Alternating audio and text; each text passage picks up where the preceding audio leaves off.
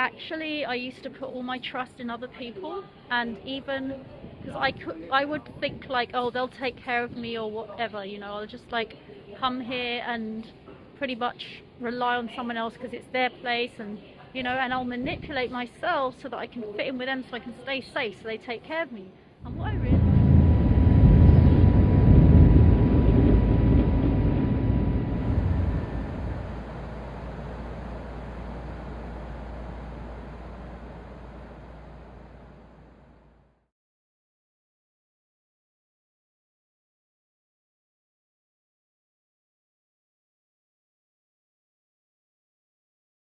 At the airport, sorted out a SIM card, but it doesn't work till evening, so I'm now gonna get the shuttle into Delhi.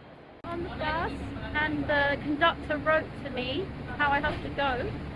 So I have to go to Terminal 2 right now, and then I have to change 2 buses. The guy here just said to go straight, and then it's 300 meters on the left, and that's where all the buses are. Reminded really quickly about why I love India, which is pretty much because the people are like super helpful, like they just want to help you all the time. I can't explain it, it's just this thing they say, you know, they have big heart here, and it's kind of true. The guy, when I asked him how to get there, he made me go to the side of the counter, open the door, and spoke nicely and calmly to me and told me you have to go here and you have to go there. Just a big heart country. It's a really nice day, it's sunset now. But it's quite funny because when they come past me, they look at my bag and then they kind of try to assess why I'm taking a bus. Like, why am I... Well, I've got lots of expensive stuff, but then I'm taking a bus. They don't really understand that, and it's quite funny. Ladies free. Thank you. They're so nice. They came to get me, and then the bus came, and then they showed me where the bus was. I said, how much? And then they gave me a ticket, and they said, all over Delhi, ladies are free. Apparently, this man just said that the Indian government or something like that has put this person in charge of my safety, but at the same time their version of help for Western women can be like felt as overkill, because for them it's really protective and almost kind of dictatorish. You sit there, you go here, put this here, so they order you what to do, and then you are like under their care. It's kind of a clash inside me. I always feel happy to be helped and feel warm to them, you know, and then at the same time suddenly they're like, you sit here, you do that, and I get a bit kind of reactive, like, don't tell me what to do, or I'm an independent woman, you know. You just got to realise it's cultural here. Okay, I just got off the bus. It's like super late. It took about an hour and a half or 2 hours from getting off the plane, right? Even more. Everybody stares at me because I'm wearing a mask. Plus I'm wearing a really thick jacket. Just trying to cross the road, and the hotel is basically that way. The guy, when he got me off the bus, was so scared. He's like, yeah, you go inside there into the train station. Like, he was just, they're just so apprehensive for females. And he was treating me like a queen and chucking everyone off the seat next to me and like pushing all the women off and saying, oh, it's her place, I'm taking care of her. And you know, look at that old woman, look at that poor woman sitting there, nothing to eat. It's so hierarchical here. People lying everywhere. Look, there's that one old uncle lying there, there's another lady lying there. People are so poor here, it's so fucking terrible. Oh, it's super dusty, and it's so fucking polluted as well. Look at that. It's awful, man. Poverty is real in Delhi, man. Okay, it's just there, opposite. Can you see that? Hostelier. Shit, I literally jumped that fucking thing. I should have crossed properly. Everybody jumps it here anyway. Good morning.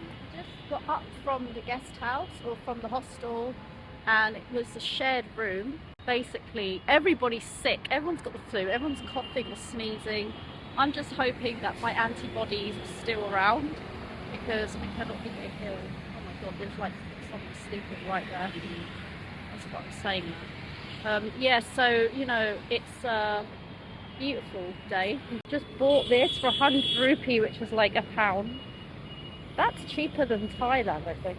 No, it's not actually. It's still not. For some reason, Delhi's, even though it's super central, it's more of a desert when it's hot. It's not like wet, sticky. Whereas, like, yeah, in Thailand, it's super, super hot. Got my ticket. It's like 60 rupees. These people are jokers. Literally, I don't even remember. They made you scan the bag, but then they're like, open the camera. Like it's some security thing. It's not even a real thing what they're talking about.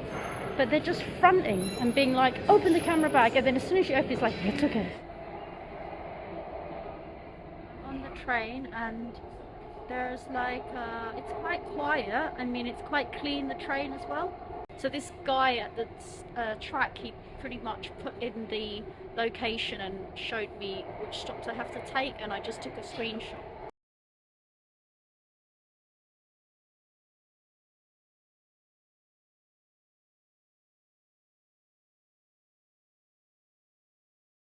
So I have to go towards Kashmir Gate, and now we're like way more central. There's like way more types of places around here.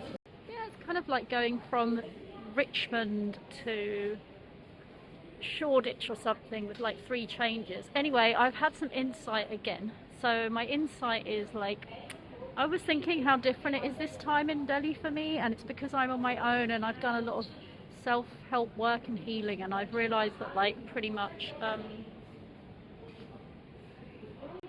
actually I used to put all my trust in other people, and even because I would think like, oh, they'll take care of me or whatever, you know, I'll just like come here and pretty much rely on someone else because it's their place, and you know, and I'll manipulate myself so that I can fit in with them so I can stay safe, so they take care of me.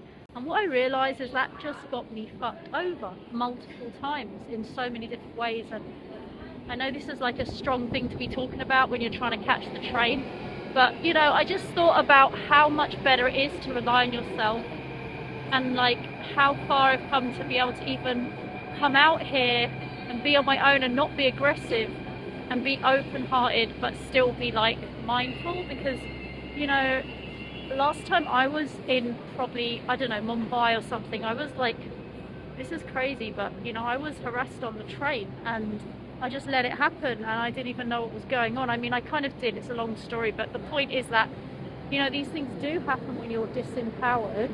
And so it just really made me think about how far I've come and how important it is for all of us, if we've got any semblance of like relying on other people, to pretty much like get the fuck out of that situation and work on whatever it is, whatever it takes to get that self-worth, to rely on ourselves again.